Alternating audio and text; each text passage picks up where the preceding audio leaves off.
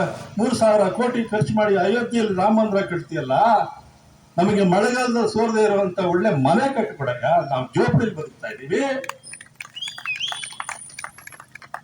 ಹಬ್ಬ ಹರಿದಿನಕ್ಕೆ ನಮ್ಮ ಮಕ್ಕಳಿಗೆ ಹೊಸ ಬಟ್ಟೆ ಹೊಲಸಕ್ಕೆ ಯೋಗ್ಯತೆ ಕೊಡ್ತಾರ ಮಾಡಯ್ಯ. ನಮ್ ಬದುಕು ನೋಡಪ್ಪ, ನಮ್ ಕುಡಿಯೋ ನೀರು ಕೊಡಯ್ಯ, ಉದ್ಯೋಗ ಕೊಡಯ್ಯ. ಮಗು ಹಳದೆ ಹೋದ್ರೆ ಹೆತ್ತ ತಾಯಿನೂ ಹಾಲು ಕೊಡಲ್ಲ. ನಾವು ಕೇಳದೆ ಹೋದ್ರೆ ನಮ್ ಕಡೆ ಯಾರು ತಿರುಗಿ ನೋಡಲ್ಲ. ಇದು ನಮ್ಮ ಹಕ್ಕು. ಬಾರ್ಕೋಲು ಕೈ ಹಿಡ್ಕೊಂಡ್ರೆ ಏನು ಇಲ್ಲ, ಮೆರವಣಿಗೆ ಮಾಡೋದೇನಿಲ್ಲ, ಬಾರಿಸ್ಬೇಕು. ಬಾರಿಸ್ಬೇಕು ಅಂದ್ರೆ ಏನು? ನಮ್ ಕೈಲಿ ಓಟ್ ಇದೆ.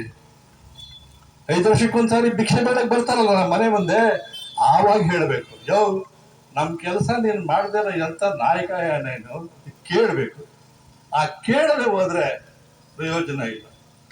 ನಾವು 1,000 2,000 ಅದು ಇದು ತಗೊಂಡು ಓಟ್ ತಗೊಂಡು ಕೊಟ್ಬಿಟ್ಟು ಅವ್ರಿಗೆ 5 ವರ್ಷ ಅವ್ರು ಗುಲಾಮರಾಗಿರ್ತೀವಿ. 3 ವಾರ ಕಷ್ಟ ಪಡ್ತಾರೆ ಅಷ್ಟೇ ಅವರು, ಇನ್ನು 5 ವರ್ಷ ಮಜಾ ಮಾಡ್ತಾರೆ. ಹೆಂಗೆ ಕೋಟಿ ಕೋಟಿ ಸಂಪಾದನೆ ಮಾಡಿದ್ರು ಅಂತ ಯೋಚನೆ ಮಾಡಿದೀರಾ?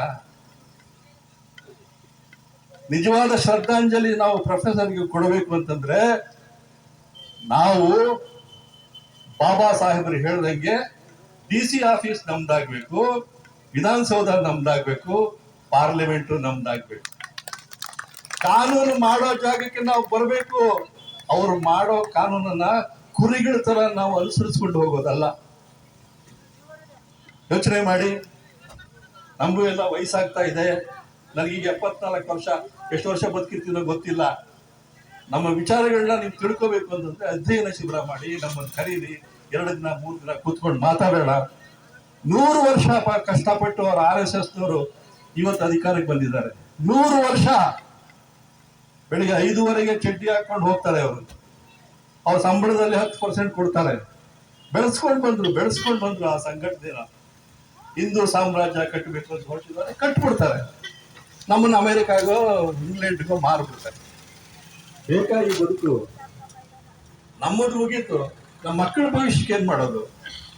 ಯೋಚನೆ ಮಾಡೋದು ಬೇಕಾ ಬೇಡವಾ? ಯೋಚನೆ ಮಾಡಬೇಕು.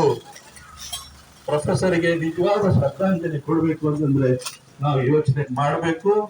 ಕರ್ನಾಟಕ ರೈತ ಸಂಘ, ಹಸಿರು ಸೇನೆಯನ್ನ ಇನ್ನೂ ವ್ಯಾಪಕವಾಗಿ ಬೆಳೆಸಬೇಕು. ಸಮೃದ್ಧವಾದ ಕರ್ನಾಟಕ ಕಟ್ಟಬೇಕು.